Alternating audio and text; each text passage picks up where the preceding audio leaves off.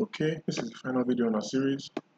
Usually I want to say in the first video we did um, zones, the second video we did trend lines, and the third video we did trend origins, and the fourth video we did market structure.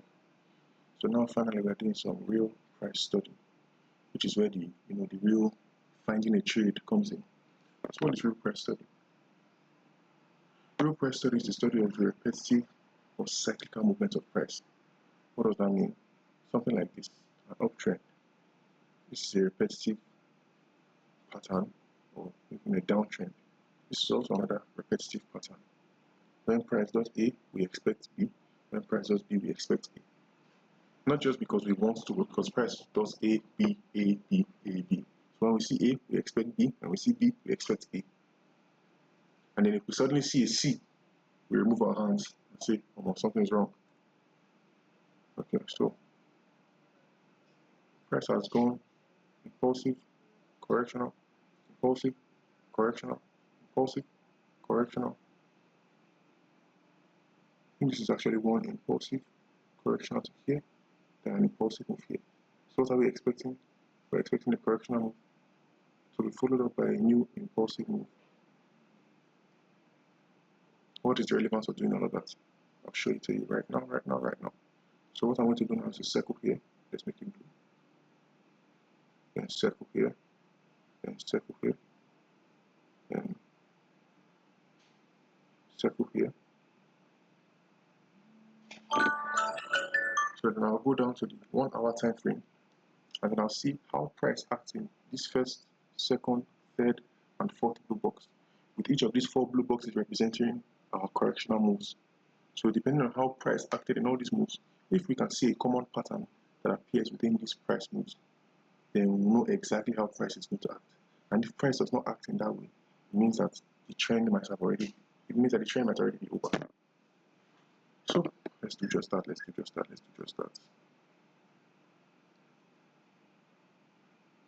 So we have a W pattern here. Would I call it a failed W pattern? You can see a W pattern clearly like this. Price goes up and then just boom, straight down. Yeah, I can see something similar here. Well, let me not call that a W pattern instead, let me call it an M pattern. Because you have price move, came like this, came like this, came like this, then came down. So this looks like an M pattern. It also looks like an open range. Here, I don't see any particular pattern, price just goes straight up. And then here, you can see something similar to an M pattern here.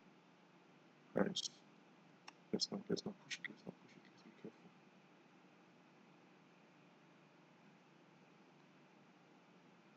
If we use the line chart, this here looks like a small M pattern. But I don't want to count it as our relevant move because as far as my eyes are concerned, it's too small.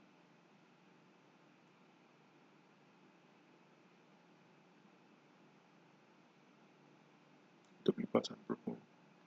This can also be considered a W pattern broken. The pattern we have here can also be considered a W pattern that was broken.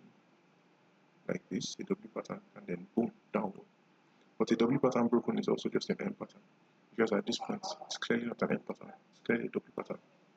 But at this point, it can be considered an M pattern because of how close these two peaks are. No pattern in the third blue box, and in the fourth blue box, we have something that just barely resembles an M pattern here. But it's very small and it's towards the end.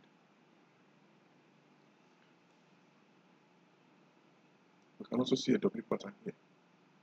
You can see one like this. Oh, this is actually a W pattern within a W pattern.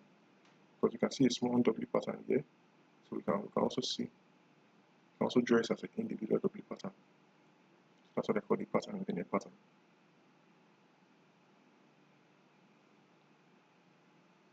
So to indicate the end of this bearish trend, you should be expecting either a W pattern or a W pattern within a W pattern. And then to indicate the start of the new bearish trend, you should be expecting an M pattern.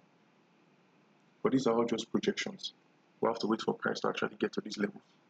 But price already at the level sharp, so we'll have to wait and see if price really print a W pattern, which you can use to signify the end of the current impulsive bearish impulsive move, which can lead you to take a trade, a correctional trade, but that's still a bit of a stretch.